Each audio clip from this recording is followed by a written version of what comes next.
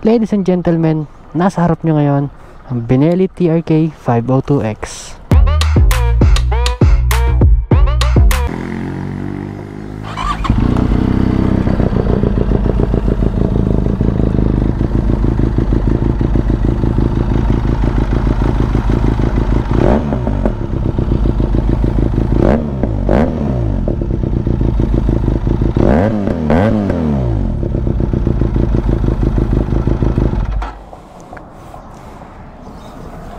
Iba talaga ang tunog ni TRK.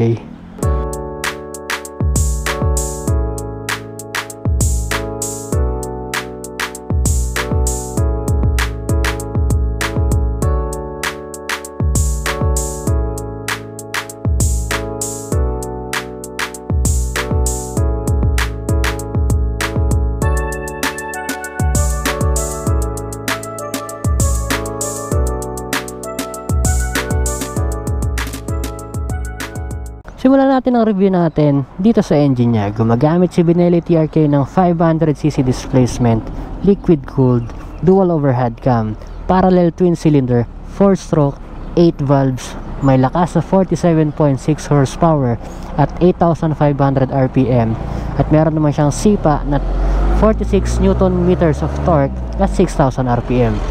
May bigat na 213 kg sa dry weight at meron namang 235 kg sa curb weight. Mabibili nyo siya sa SRP na 379,000. Gumagamit naman si TRK 502X ng gulong na may size na 120/70 by 19. Ang ginamit ni Benelli na caliper dito ay Benelli din po, kabilaan yan. Dual disc brake din siya. Meron siyang inverted fork na merong travel na 5.5 inches. By the way guys, itong gulong na po na to ay aftermarket na. At ang stock po nito ay hindi tubeless. Meron pa siyang interior. Dito naman sa likod ay 170/60 by 17. Opo, magkaiba sila ng size. Mas malaki yung nasa unahan. Pero pag ang binili mo ay yung 502 lang, ang alam ko 17 dito, 17 din dun sa harap. Same lang din sa harap. Benelli caliper din siya, ABS na rin, and yes po, naka tire hugger siya, stock po yan. Para dito naman sa grab bar niya ay naka-ready na siya lagyan ng top box. Ang kailangan mo na lang is itong plate, saka syempre yung top box, then pwede mo na siyang lagyan. And eto guys, eto po ay abang tingin ko para sa side panniers. Meron naman tayong monoshock para sa likod na fully adjustable. Na-adjust po yan dyan, eto, tsaka dun sa ilalim. Kailangan mo lang itong tanggalin, itong cover na to, plastic lang naman to. And for the chassis, gumamit si Benelli dito ng tinatawag na trellis frame. Eto po yung ginamit nila. Kahit katokin natin yan, halos wala kang marinig. Sobrang solid nito, sobrang kapal, no? Tsaka dito sa may frame din ba tawag dito, para dito sa pillion foot peg, makapal din yung ginamit nila. Para sa upuan, gumamit naman si Benelli TRK ng napakakapal at malambot na upuan. Tignan nyo, oh. Sa dami ng beses na namin na nag long ride ni madam, never pa siya nagreklamo na nangangalay na siya. Kahit ako guys, tabas pa to, malaki na ang binaba nito, never pa ako nangalay dito. At para naman sa tangke, meron siyang 20 liters na fuel capacity. Plastic po ito. Cover na lang siya. Meron din pala tayo dito na USB charger. Yan, may kasama na siya. Stock po yan. Ang medyo hindi ko lang nagustuhan dito is masyado siyang nakaangat. Mas okay sana kung nakalubog siya. And then, madaling matanggal. Dahil ito lang siya. And dito naman tayo syempre. Meron tayong tachometer dito. Makikita nyo ang RPM natin from 0 to 12,000 RPM. Makikita nyo rin dito kung meron kayong problema pag umilaw tong check engine na to. Turn signal, high beam, neutral indicator, ABS. Makikita nyo dito ang temperature ng engine nyo. Yung bilog na yan, yan po yung temperature. I think yung bilog na yan ay hanggang 6 ata. Oras, gear indicator, yung speed mo, odometer, and fuel. The left handlebar, makikita nyo dito ang passing light, low beam and high beam, turn signals, horn, And ito po ay walang kwenta. And to the right handlebar, on and off switch or kill switch, ito po ay wala ding kwenta. I think abang to.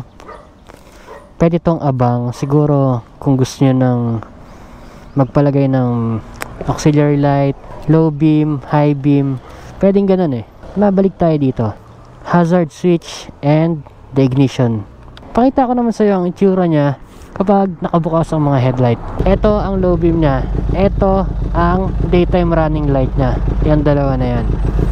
Ganito naman siya kapag high beam. Yan dalawa. Pogi, di ba? Ang haba ng tuka eh. Marami na tayong aftermarket sa motor na to. Like this one, aftermarket na tong crash guard na to. Ito po ang stock. Meron na yan dyan. Hanggang dun po yan, hanggang dun sa kabila. Syempre, konektado sila para mas matibay.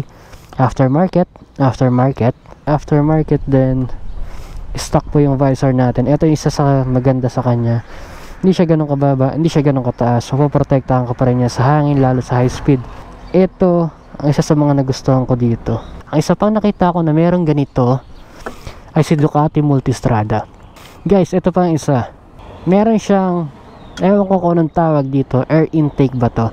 Dito ang pasok niya. Hindi, syempre, dito naman ang labas niya. Ayan o, meron siya mga butas dito. So, para maganda yung pasok ng hangin, kahit na gano'n siya kalaki, makakatakbo siya ng maayos dahil marami siyang dadaloy na hangin. Ito po ay stock din. Stock side mirror, nakamuka ng side mirror ng BMW GS. Malaki na ang binaba ng motor nito guys. Makikita niyo yung upuan niya, medyo pakaruba na. Ang stock po niya na straight lang. And medyo pinalambutan na namin yung shock sa likod para pag umupo, medyo bumababa. Ito sa front shock, makikita nyo, malaki na yung pagitan niya. Medyo binaba na rin siya. Yun lang naman, siguro seat height check na tayo. Alam ko guys kung nakikita nyo, no? Ako lang kasi mag-isa. Medyo nahaharangan yung paa natin. Pero kung mapapansin nyo, tiptoe tayo. Kabila ang paa. I am 5'9", 77 kilograms at ito po ang itsura ko. Yan. So, tara. Nalimutan ko pala guys, no? Ayan po, meron siyang ilaw. Kabilaan yan. May ilaw yan dyan. So, yun lang, dinigdag ko lang naman. Biyahe na tayo. Kwento ko lang sa inyo ang experience ko dito sa 2 buwan na paggamit ko dito sa Benelli TRK 502X. Tara, biyahe tayo.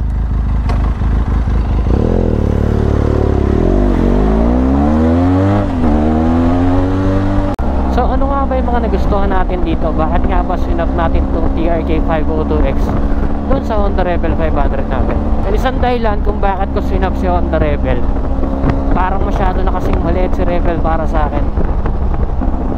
Parang habang tumatagal, paliit ng paliit yung motor. Hindi ko alam kung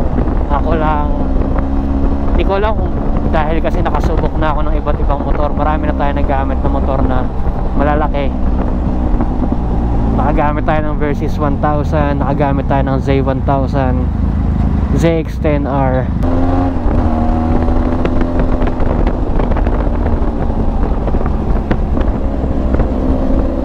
Saka bago natin sinapin sa TRK, nakagamit na rin ako noon ng TRK. So syempre ang unang nagustuhan natin dito, yung looks. Sino ba namang hindi, di ba? Ang macho tignan, ang tikas ng tindig, ang ganda ng mga korte, ang laki ng tangke. Yung 235 kilos na wet weight ng motor, well, mabigat naman talaga siya, lalo kapag ka nakatigil. Pero kung tumatakbo ka na, hindi na, feeling mo X-Max na lang yung dala mo. Ang dali niya ngang isayaw eh. Hindi siya mahirap iliko. Hindi nga rin ako nahihirapan ni Velta. Siguro kung beginner ka sa big bike and then ito agad, doon siguro medyo mahirapan ka kasi nga mataas siya. And then next yung handling, nasa sobrang relax sa position tayo, sobrang upright. Kahit yung paa natin hindi naka forward, hindi rin nasa likod. Kaya kung bala kong bumili ng big bike at mahilig kang mag long ride, ganitong klase ng motor ang bagay sa'yo. Scam yung ano dito eh, stoplight eh. Tinan mo, 2, 1, 0. Paulit-ulit lang na yun, no? O, nag-green na. Scammer eh.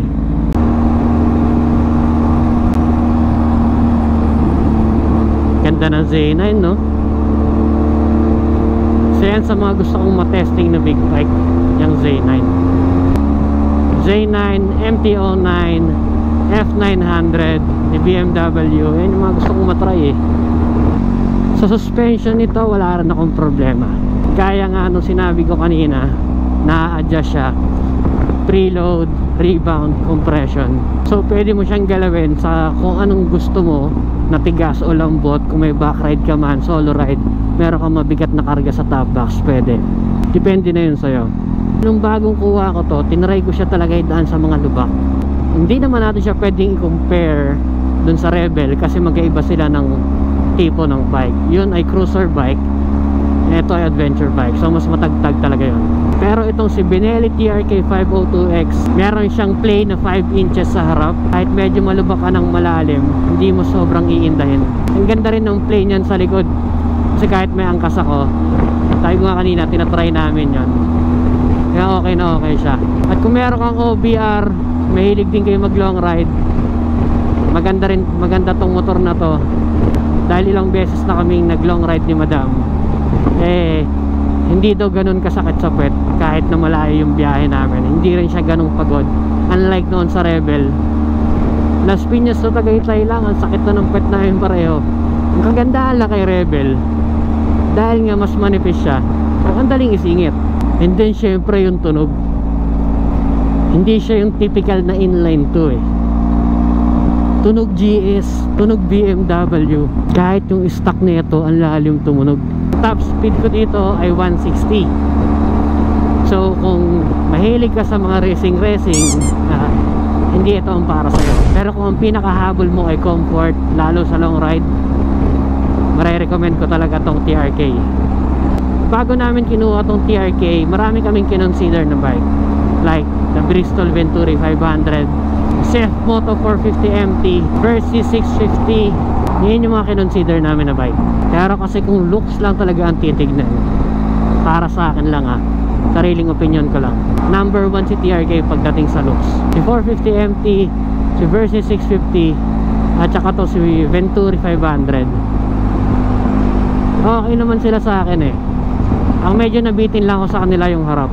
Ang iiksi kasi nung pick nila, ang iiksi ng tuka. Gusto ko kasi mahaba eh. Gaya sa GS, ang haba ng tuka nun eh. And then parang si TRK din, mayroong pinakamalaking body sa kanila. Yung throttle response niya, tignan nyo kung gaano kaganda. Diba? Walang delay. Sobrang responsive niya. So yun lang naman, yun lang yung masasabi ko sa motor na to. Walang pagsisisi na sinop natin yung Rebel natin dito kay TRK. Sobrang komportable gamitin. Head turner, hindi rin siya ganun kalakas lumaklak ng gas. So from Las Piñas to Kaibiyang, back and forth, 300 lang yung gas namin. Tipid na rin para sa ganitong klaseng motor. So yun lang naman, wala na. Siyempre gaya ng dati, bago natin tapusin tong video na to, mag-shoutout muna tayo. Shoutout kay Archie Luzarito. Shoutout din kay Alvin Linga. Shoutout kay Adwin Paison. Shoutout din sa dati kong kasama sa barko na si Chrysler Pelagio Lopez. At para sa huling shoutout kay Arlo Stepan Lucena from Southampton, UK. At kung nagustuhan mo tong video na to, please don't forget to subscribe, leave a like and comment, share this video, and ring the notification bell. Kita-kits sa mga susunod pa nating biyahe.